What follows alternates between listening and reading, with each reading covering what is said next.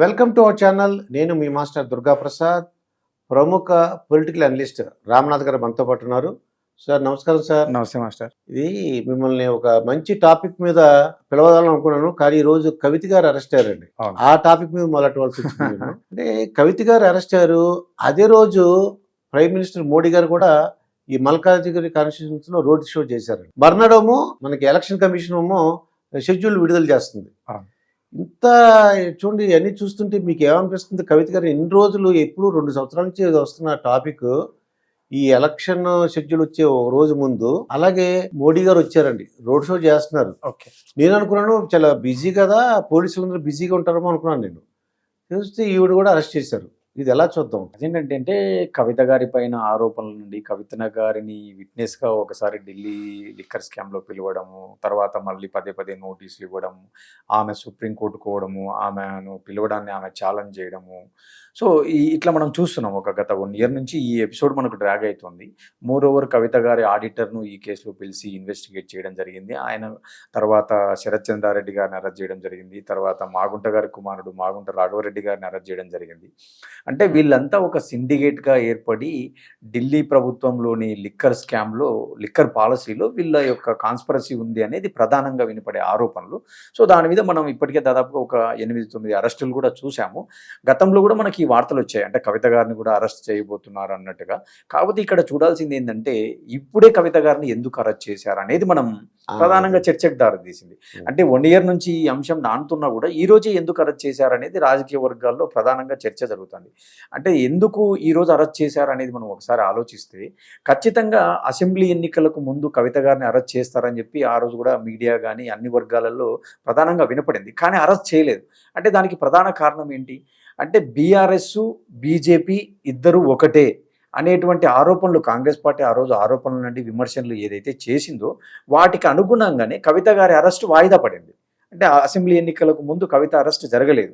అంటే ఒకవేళ బీజేపీ ఏమనుకొని ఉండొచ్చు, ఒకవేళ కవిత అరెస్ట్ జరిగితే బీజేపీకి ఎక్కడ మైలేజ్ తగ్గిపోయి బీఆర్ఎస్కు మైలేజ్ వస్తుందో అనేటువంటి ఒక రాజకీయ వ్యూహంలో వాళ్ళు కొంత పోస్ట్ పోన్ చేసినట్టుగా మనం భావించాలి. కానీ ఇక్కడ ఏం జరిగింది, ఎలక్షన్లలో వాళ్ళు నష్టపోయారు. అంటే బీజేపీ కనీసం ఒక 20-21 స్థానాల్లో గెలుస్తామనుకున్నటువంటి బీజేపీ కేవలం 7-8 స్థానాలకు పరిమితం అవ్వడం చూసాం మనం. అంటే ఇలాంటి నేపథ్యంలో ఈరోజు మళ్ళీ పార్లమెంట్ ఎన్నికలు వచ్చాయి. మళ్ళీ ఇప్పుడు కూడా కాంగ్రెస్ పార్టీ ఏం ఆరోపణలు చేస్తుంది, బీజేపీ బీఆర్ఎస్ రెండు ఒకటే, కేవలం వాళ్ళు గల్లీలోనే కొట్లాడుకుంటారు, ఢిల్లీలో చాలా కలిసి ఉంటారు అనే ఆరోపణలు ఈరోజు మళ్ళీ రేవంత్ రెడ్డి వర్గం కానీ కాంగ్రెస్ పార్టీ చేస్తుంది. మళ్ళీ ఇంకొక సైడ్ బీఆర్ఎస్లో నుంచి చాలామంది ఎంపీలు ఈరోజు బీజేపీలో చేరుతున్నారు. అంటే బీఆర్ఎస్ పార్టీలోని వాళ్లకు బీజేపీలో చేరిన వాళ్ళకే వాళ్ళు టికెట్లు ఇస్తున్నారు ఎంపీ అభ్యర్థులుగా. అంటే ఇలాంటి అంశాల నేపథ్యంలో ఈరోజు బీజేపీ ఒక ఎక్స్ట్రీమ్ స్టెప్ తీసుకున్నట్టుగా, అంటే ఈరోజే మళ్ళీ దర్యాప్తు సంస్థలను వాళ్ళకు ఉన్నటువంటి అధికారాలను ఉపయోగించి ఈరోజు కవితను అరెస్టు చేయడం ద్వారా అంటే బీఆర్ఎస్ బీజేపీ ఒకటి కాదు అనేటువంటి ఒక మెసేజ్ పంపిస్తే సహజంగానే తెలంగాణలో ఒకటి ఉంది. అంటే అసెంబ్లీ ఎన్నికల్లో వాళ్ళకు కేవలం ఒక 12%, 9% ఓట్ బ్యాంక్ మాత్రమే వస్తుంది. ఈసారి అఫ్కోర్స్ 15% వచ్చింది అనుకోండి. కానీ పార్లమెంట్ ఎన్నికల్లో బీజేపీ పార్టీకి కొంత మంచి ఓట్ బ్యాంక్ ఉంది తెలంగాణలో. ఖచ్చితంగా వాళ్ళు గతంలో కూడా ఇక్కడ 4 ఎంపీలు గెలవడం జరిగింది. సో రేపు ఒక 2 నెలల్లో మనకు ఎన్నికలు ఉన్నాయి. ఖచ్చితంగా మనం ఒక 10-12 ఎంపీలలో గెలుస్తాము, గెలిచే అవకాశాలు ఉన్నాయని చెప్పి మొన్న అమిత్ షా గారు కూడా మనకు బహిరంగ సభలో మాట్లాడడం చూసినాం. మన ఎల్బీ స్టేడియంలో జరిగిన బహిరంగ సభలో ఒక 3-4 రోజుల కింద.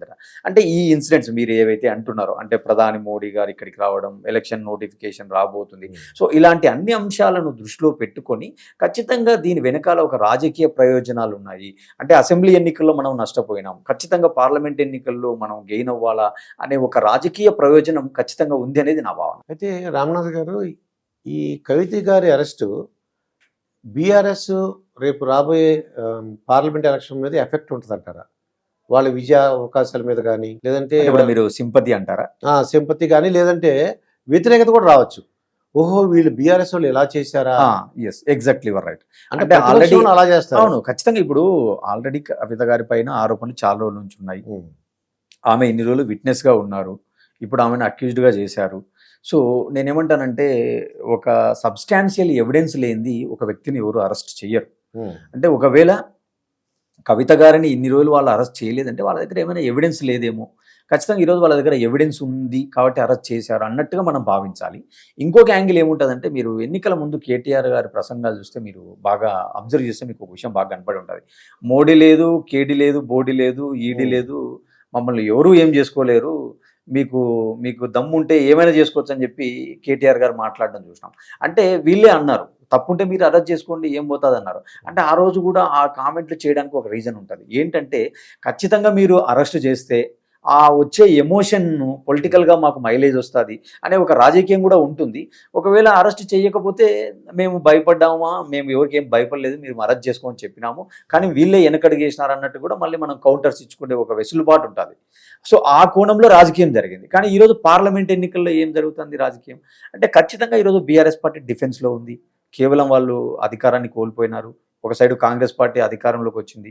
ఈరోజు కాంగ్రెస్ పార్టీ వాళ్ళు ఇచ్చిన హామీలనండి 100 రోజుల లోపల కొంత పాలన బాగా జరుగుతుంది అనేటువంటిది గుత్తా సుఖేందర్ రెడ్డి లాంటి వాళ్ళు, జితేందర్ రెడ్డి లాంటి వాళ్ళు, దానం నాగేందర్ లాంటి వాళ్ళు, చాలామంది టీఆర్ఎస్ నాయకులు అందరూ కూడా కాంగ్రెస్ వైపు చూస్తున్నట్టుగా మనకు వార్తలు వస్తున్నాయి. అంటే ఈ నేపథ్యంలో ఖచ్చితంగా మళ్ళీ కవిత అరెస్టు చేయడం వల్ల సెంటిమెంటు, సానుభూతి పవనాలు అయితే రావు ఖచ్చితంగా. అంటే మీరు ఇందాక అన్నట్టుగా, అంటే వీళ్ళు ఏదో చేశారు కాబట్టి కవితను ఈరోజు అరెస్ట్ చేస్తున్నారు. ఒకవేళ అసెంబ్లీ ఎన్నికల్లోనే చేసి ఉండొచ్చు కదా అనే క్వశ్చన్ రావచ్చు ఇక్కడ. కానీ అసెంబ్లీ ఎన్నికల్లో చేస్తే ఒక మహిళను అరెస్ట్ చేశారు ఎన్నికల ముందని ఎక్కడ మైలేజ్ వచ్చి రాజకీయంగా వాళ్ళకి ఎక్కడ లాభిస్తుందో బీఆర్ఎస్ అనే ఒక వ్యూహంతో ఆ రోజు బీజేపీ కొంత వెనుకడుగు వేసి ఉండొచ్చు. అంటే బీజేపీ దర్యాప్తు సంస్థలను కొంత హోల్డ్ చేసి ఉండొచ్చు రాజకీయంగా. అంటే ఈ పొలిటికల్ ఎట్లా ఉంటుందంటే, ఒక పొలిటికల్ లీడర్ని అరెస్ట్ చేయాలంటే ఆ ఇంపాక్ట్ లీగల్గా ఎంత ఉంటుంది అనేది మనం కాసేపు పక్కన పెడితే పొలిటికల్గా ఇమీడియట్ ఎఫెక్ట్ ఉంటుంది.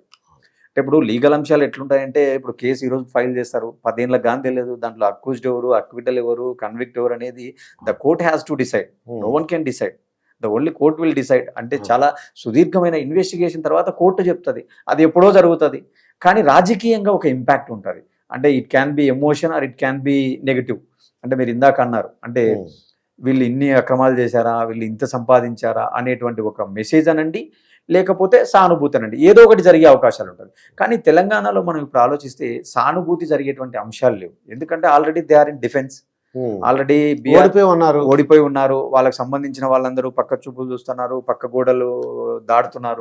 బీజేపీ కొంతమంది కాంగ్రెస్ వైపు వెళ్తున్నారు, అక్కడ టికెట్లు ఇచ్చారు వాళ్ళకి. అవును, కాబట్టి ఖచ్చితంగా సానుభూతి పవనాలు అయితే వాళ్ళకి ఏమంత ఉండవు. ఖచ్చితంగా ఈ యొక్క మూవ్ ఎవరికి అడ్వాంటేజ్ అవుతుంది అంటే, ఖచ్చితంగా కాంగ్రెస్ పార్టీకి అడ్వాంటేజ్ అవుతుంది. అంటే కాంగ్రెస్ కు చేతికి మట్టి కాకుండా పని అయిపోయినట్టు ఉంది ఇది. అంటే ఇప్పుడు బీజేపీ బీఆర్ఎస్ ఇద్దరు ఒకటే అని చెప్పి వీళ్ళు ఆరోపణలు చేస్తున్నారు. ఈ రోజు ఏమైంది, ఆ రోజు వాళ్ళు అరెస్ట్ చేయలే, ఈ రోజు అరెస్ట్ చేసినారు. అంటే కాంగ్రెస్ చేయాలనుకున్నది బీజేపీ ద్వారా చేపించినట్టుగా మనం భావించాలి. అంటే కాగల కార్యాన్ని గంధర్వులు తీర్చేయాలనుకుంటారు వీళ్ళు అనుకున్న విషయాన్ని. అంటే బీఆర్ఎస్ మీద ఎలాగా చేయాలన్న ఆరోపణలు చేయాలనుకున్నది తక్కువ దొరికేసింది వీళ్ళకి. కాంగ్రెస్ పార్టీ ఏంటంటే నేషనల్లో వాళ్ళు ఏం పవర్లో లేరు, వాళ్ళు స్టేట్లో పవర్లో ఉన్నారు. ఒకవేళ స్టేట్లో అరెస్ట్ చేయాలంటే కాంగ్రెస్ పార్టీ చేయొచ్చు. కానీ ఇప్పుడు వీళ్ళు పవర్లోకి వచ్చి కేవలం 100 రోజులు అవుతుంది. సో 100 రోజులలో వీళ్ళు ఇలాంటి పనులు చేస్తే ఖచ్చితంగా ఒక మెసేజ్ వెళ్తుంది. అంటే ఒక కక్ష సాధింపు, అంటే పవర్లోకి వస్తానే ఇట్లా చేస్తారా కేసీఆర్ కుటుంబాన్ని అనే ఒక మెసేజ్ వెళ్తుంది. సో ఆ పని వీళ్ళు చేయాల్సిన అవసరం లేకుండా ఈరోజు బీజేపీనే ఆ పని చేసినట్టుగా మనం భావించాలి. అదే మీరు చెప్పినట్టు వీళ్ళకి ఉన్నా చేయలేరు. ఎందుకంటే కాంగ్రెస్ చేసింది అనుకోండి, కాంగ్రెస్ చేస్తే గ్యారంటీగా వాళ్ళకి బీఆర్ఎస్కి హెల్ప్ అవుతుంది. అవును, కక్షపూరిత చర్యలు అదే అంటున్నా, నేను అదే చెప్తున్నా. అంటే వీళ్ళు 100 రోజులలోనే వచ్చి వీళ్ళు కక్ష సాధింపు చేస్తున్నారు అనే ఒక ఆరోపణలు ఎదుర్కోవాల్సి ఉంటుంది. కాబట్టి ఈ రోజు అది లేకుండా కాంగ్రెస్ చేతికి మట్టి కాకుండా పని అయిపోయినట్టుగా మనం భావించాలి. ఇదండి రామ్నాథ్ గారితో జరిగిన ఇంటర్వ్యూ. మరొక ఇంటర్వ్యూతో మీ ముందుంటాను. మీ మాస్టర్ దుర్గా ప్రసాద్.